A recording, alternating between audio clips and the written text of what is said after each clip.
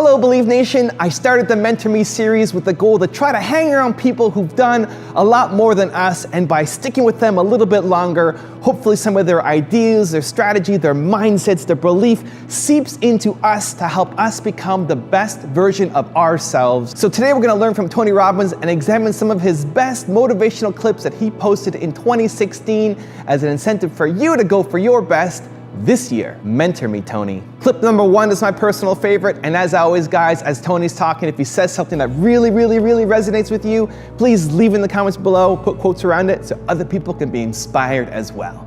Enjoy.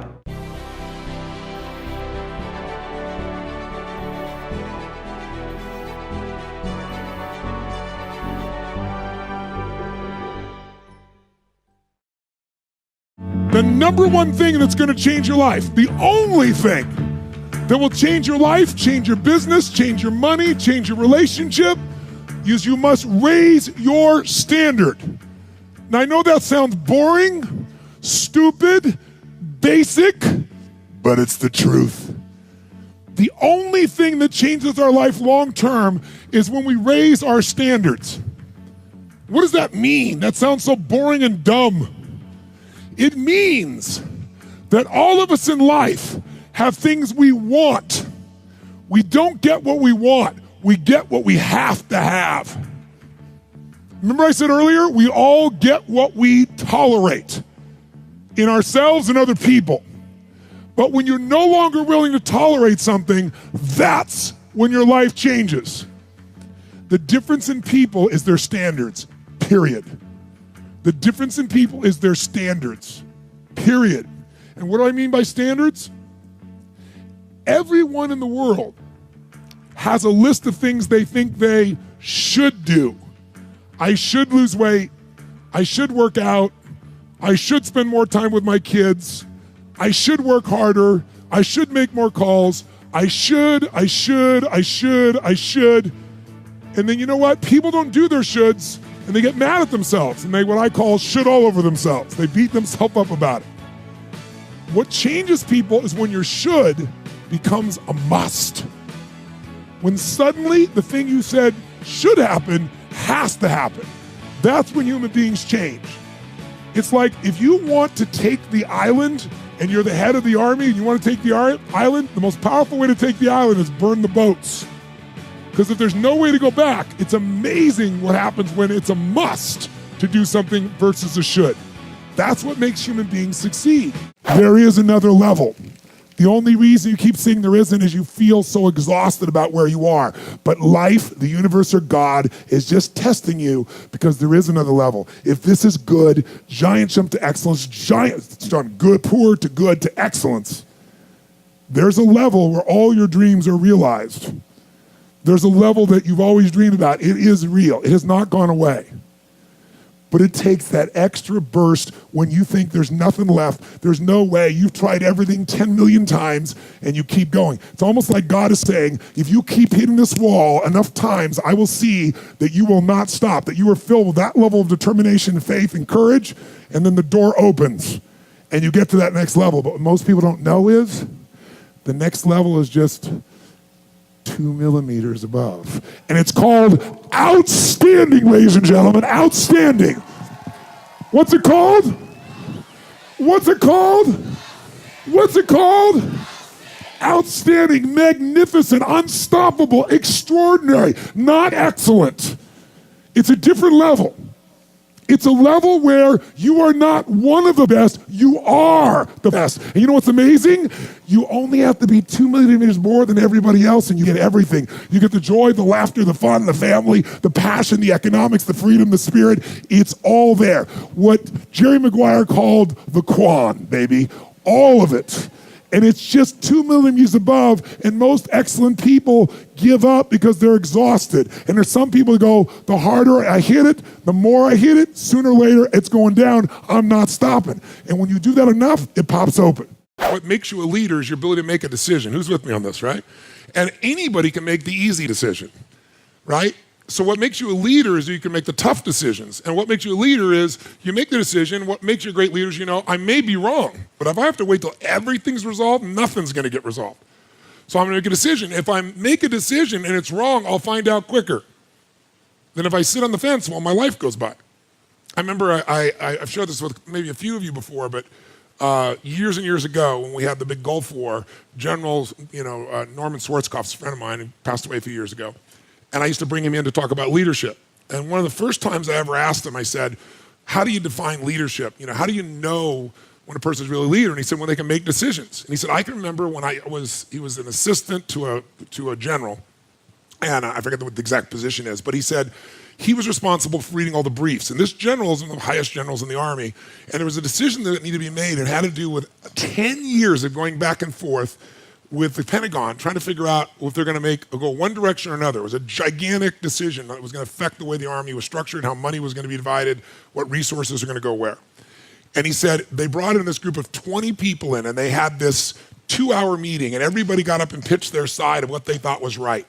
And at the end, when it was completely done, the general said, has everyone said their piece? He said, yes. He said, do this. It was plan A, or plan B, whatever it was, out of the 3 choices they had. And everybody said, okay, General, saluted him and ran off to go implement this thing. And Schwarzkopf said he was freaking out because he knew there's no way that general could have read everything even he'd read, and this was such a complex piece, and there was only 2 hours, and everybody gave their best, but oh my God, there's so many things to consider. And so he finally got up enough courage, he said, to go to the general and said, General, so he said, permission to speak freely. He said, speak freely. He said, General, there is so much information here and there's so much here and no one's really gonna know for sure. How the hell could you just make that decision like that? He said, because someone had to make it. He said, because it's been going around for 10 years back and forth and no one being able to make a decision. He said, what if you're wrong? He said, if I'm wrong, we'll find out quicker. And if I'm right, the job will be done. Next question, right? It's like when you're put in charge, take command. Everyone in this room knows how to create. You're not a manager of your life, you're a creator of your life or you wouldn't be in this room. How do you create your life? You get hungry for something, don't you?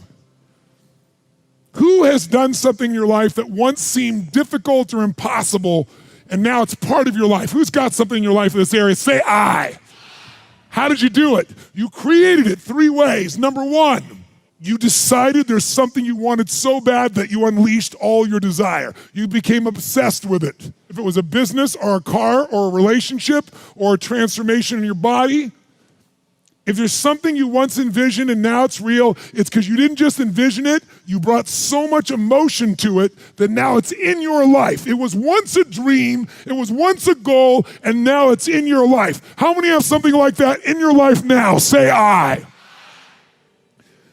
You may take it for granted now, hopefully not, but it was once just a vision. It may have seemed impossible at one time. So how did you do it? You started with a concrete vision of what you wanted and you focused on it continuously, didn't you? Wherever focus goes, energy flows. You envisioned something, you got clear about it, and then you started thinking about all the reasons why you wanted it. You got excited about it. Said, this is what's next for me now. I want this. You may have dreamed about it, thought about it, talked about it. But when you focus on something continuously, something magical happens. You get insights, don't you? You overhear a conversation and you hear something you wouldn't have heard if you didn't have that outcome or goal that you wanted so badly. Who's ever come up with something, obsessed about it, didn't even know how to do it, and it just happened and it came together? Who's had that experience? Say I. So why don't we tap into that power now for your business and life? There was a day that I became wealthy. I'll tell you the day, I know that day I was rich. I was broke, I was pissed, I was angry at everybody else but who? Myself. But really underneath it, I was mad at myself. I just couldn't beat myself up anymore, so I was pissed. And I had a friend that I loaned money to when I had barely enough and I knew he needed it. And I gave him $1,200 and I'm here not able to eat. I'm down to like $25, $26. And I'm saying to him, calling him, and he's not returning my call. And I just need some money, and he's ignoring me. I didn't ignore him then, so I'm pissed. I'm frustrated. In the midst of all this, I'm also pragmatic. I got 25 and change, call it $26. What the hell am I gonna do? I don't have any plans for economics. I got overhead that's crazy. I'm living in this little tiny apartment, 400 square feet in Venice, California. So I thought, okay, when I was totally broke early on when I was 17, I used to save my money up and go to the smorgasbord and load up for Christmas, load up for the week. So I said, I was in Venice, I'm gonna go over to Marina del Rey, where all the yachts are, and there's a place there called El Torito, and I'm gonna go, they have an all-you-can-eat smorgasbord, I'm gonna load up for the winter. I'm gonna get there. So I didn't drive there, because I wasn't gonna spend the gas to get there, plus I needed to walk, so I walked there. And I go in, I'm not dressed really great, but it's Marina del Rey, it's okay, and I got a place right by the window, and I can see these yachts going by, and I'm dreaming of what life could be like, and I'm starting to let go of my anger, and I'm starting to focus on what I want instead of what I don't want. How many followers say I? And that shifted me just a bit, and now I'm eating, which shifted me a lot. And I got this giant plate stacked up, and I don't know what the amount was, it was like, whatever it was, $6.95, $7.95, right? So I'm gonna do this, I could probably do this 3 or 4 times, right? Somewhere in that range. As I'm finishing my meal, this little boy comes in, dressed in a little suit, and I honestly don't know how old he'd be, probably in the 3rd grade, so maybe 8 years old, 9 years old, something like that. And he was so adorable, and he opened the door for his mother, and his mother was an attractive lady, and he came over and he pulled out the seat for her, and she sat down, and she was a pretty lady, but as pretty as she was, I was totally obsessed by this boy. He had presence at 7 or 8 years old. And it moved me. I don't know why, it moved me. And I thought, this kid is like pure. I want him to always be this way. He's such a good kid, he's a giver. So I got up and I paid for the meal, and whatever it was, $6, $7. So now I've got whatever left, $17, $18, $19. And I walk up to this little boy, and I said, excuse me. And I said, I just want to acknowledge you for being such an extraordinary gentleman. I said, I saw the way you treated your lady, how you opened the door, how you pulled the chair out. I said, that's class. I said, my name's Tony, what's yours? I don't honestly remember his name, Charlie or something. And he looked up at me and I said, Charlie? I said, that's amazing, taking your date out for a lunch like this. He goes, well, actually, she's my mom. And I said, that's even more cool. And he said, oh, but I'm not taking her lunch because I think he said he was 8. I said, oh, yes, you are. I had no plan for this. I just reached in my pocket, I took all the money I had left, $17, $18, $19, and I put it on the table. I said, you're taking her to lunch. He looked up at me and he goes, I can't take that. I said, sure you can. He said, why? Because I'm bigger than you are. And he smiled real big, and I didn't even look at his mom. I just turned and walked away. And I didn't walk out of that door. I flew home. I should have been freaking out. How the am I gonna eat? But I didn't. I flew because something inside of me had finally got past scarcity. Had finally realized there's something inside of us more than our limits, especially around this thing called money that I had let terrorize me. And I got home, and the mailman came that day, and I had no idea I was gonna have my next meal. And a letter comes, and it's from the guy I loaned the money to. It's a handwritten note saying, I've been avoiding you, it's wrong, I'm so sorry, you were there when I needed you. Here's what I owe you plus a little bit more. And the $1,200 was there, plus another $100 for the time that I had to take care of it. And for me, $1,300, that was enough to run my show for a month or two. And I cried. And then I decided, what does this mean? And I thought, this means that whenever you give, it's always gonna come back, so you don't have to ever think about that again. Just give. And the rewards will be greater than you can ever imagine. I don't know if that's coincidence, but I decided to believe that day was a blessing when I became rich. And I can tell you honestly, I've had tough days in my life, economically, emotionally, like all of us. But I've never gone back to that scarcity, I never will. The secret to living is giving. Do it when you don't have it, and I promise you, scarcity will leave your life. Steve's a dear friend of mine, and when he was building the Wynn, I'll never forget, he was at my home in Sun Valley. I'd just gotten to meet him. It was New Year's, and everybody else was standing watching the fireworks, and I was sitting at the table, and I was basically doing a brain melt, sucking out of his brain everything I possibly could. How do you think about this? What do you do? How do you market? And here's what I learned from Steve. People don't buy products. They buy feelings. People don't buy products, they buy states. People don't buy products, they buy identities.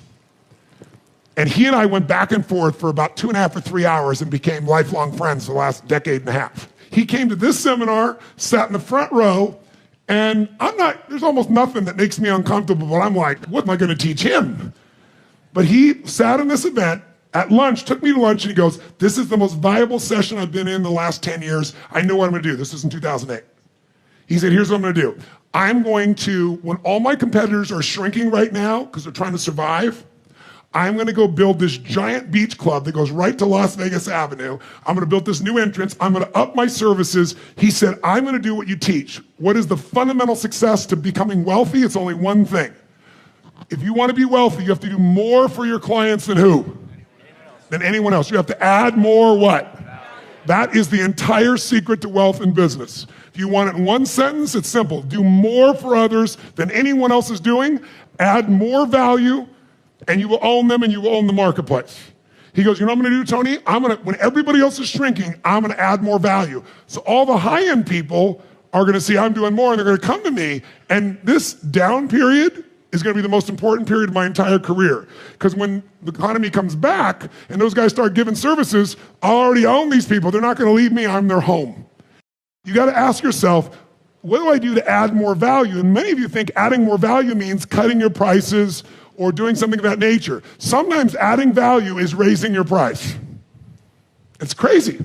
Raising your price can increase your sales if it's the right piece. Now, if you raise your price and do more, no question that could be the right thing in some cases. Some of you, your market is the cheapest price. Maybe it's time to change that business model, because unless you're Walmart or Amazon or somebody that can do things at massive volume and lose money and sustain it, you might need a thing called a margin. If you're gonna be successful in business, you want a high margin. High margins come from high human needs being met. The only way to deal with fear that I've found in my life is a couple ways. One of those ways is to turn it on itself and ask yourself, what am I afraid of? If I'm afraid of that, I gotta be more afraid of what I'm gonna miss out on my mission, missing out on who I'm supposed to be. In other words, if you're not gonna get rid of fear, then use fear. Use fear or it uses you, it's that simple. So you gotta say, okay, what's the price if I just stay doing this? What's the price? I need to really get scared if I learn all this and I don't follow through. That's something to be scared about. And then that fear will get you over your fear. It'll push you through. Turn fear on itself. Second way you can do it is use what you've probably heard me say, because I've used it since I was 17, is my little rocking chair test, right? I'm gonna sit myself in my rocking chair, and I'm 85 years old, and I'm looking back on my life, and I say, I didn't do this, or I did. When I talk about the art of fulfillment, what I explain to people always is, I didn't say science of fulfillment. Why not? Because it's different for everyone, just like art. What one person thinks is beautiful, somebody else might think is ugly. So if you want to know what's beautiful, as many people there are on earth, it's an art, because everyone has a different view. If you want to know what God loves, the universe loves, go to the forest and see it. It's called massive diversity. It isn't a science, it's an art. But that art, unmastered, will create an ugly life. An ugly life. And the phrase I use most often that I hope you've heard me say, and you take it in once again, maybe deeper, is success without fulfillment is the ultimate failure. Success without fulfillment is the ultimate failure. But if we don't physically make a decision how we're going to live, then we'll show up like everybody else, because the human mind is not going to make you happy. This brain of yours won't do it. You have to direct it. And there's no worse fate than to achieve everything and not be fulfilled. How many have had the days where you achieved this huge goal and your brain always wanted it and you got it, and then your brain went, is this all there is? Who's been there? It's the worst experience. It's worse than failing, isn't it? Because most of you are achievers, so failure never stops you. You just look at it as a little bump on the road. I'll try something, what? But when you succeed and you fail, when you succeed and you're not fulfilled, that's scary. If you find your passion, you're going to have this tremendous energy. It's sustainable energy. But momentum requires you always do the next thing to keep the momentum going. And the reason you get yourself in a passionate place is so that you change your life, and the only thing that changes your life is making a decision. So while you're in this passionate state, that's where you make decisions. You don't make decisions when you're like, oh, I don't know, what do you think? All right, let's decide. If you make a decision in a state without momentum, if you make a decision from a place where there's no passion, you are not gonna get momentum. It'll kill momentum. It's decide, commit, and resolve. Some of you, in the past, you've gotten momentum, you've gotten passionate, you've even made a decision, but a decision is the first step.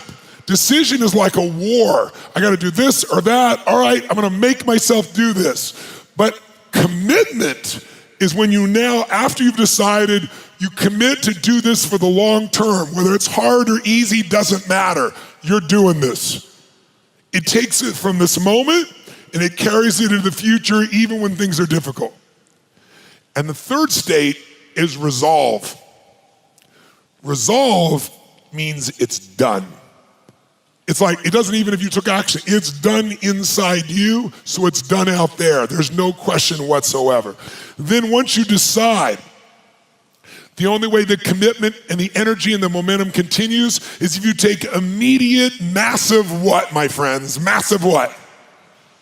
Write down in your notes, massive action is the cure-all. Massive action is the cure-all. If you're having a difficult time with something, your relationship isn't where you want it to be, your finances are not where you want to be, your body's not where you want to be, your business is not where you want to be, you need to take massive action. And if that doesn't work, try something else. If that doesn't work, try something else. Keep going with massive action and you will find the way because it will give you momentum. Here's the belief I'd like you to try on. I don't need an excuse to feel good. What if I don't need an excuse to feel good? I can just feel good for no good reason. How many like this idea? Say I. Now notice when I first said it, you guys are kind of quiet, processing it. Like, I don't need a reason to feel good? Well, how do I know to feel good? Most people don't need a reason to feel bad. How's it going? Feel like crap. How come? Woke up. In a moment, I like you to celebrate for no good reason just because you decided to, but I mean really celebrate. So you're gonna rise up. Are you ready? We'll clap. When I yell 3, we go crazy. 1, 2, 3, go!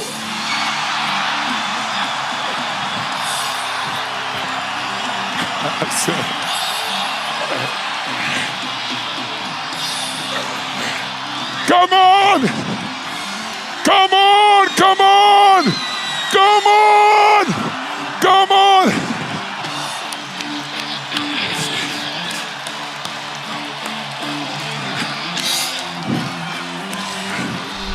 Thank you guys so much for watching. I hope you enjoyed. I'd love to know, what did you take from this video? It's kind of impossible not to take something. So what did you take from this video that you're going to immediately apply to your life or to your business? Please leave it down in the comments below. I'm super curious to find out. I also want to give a quick shout out to Jemiah Expose.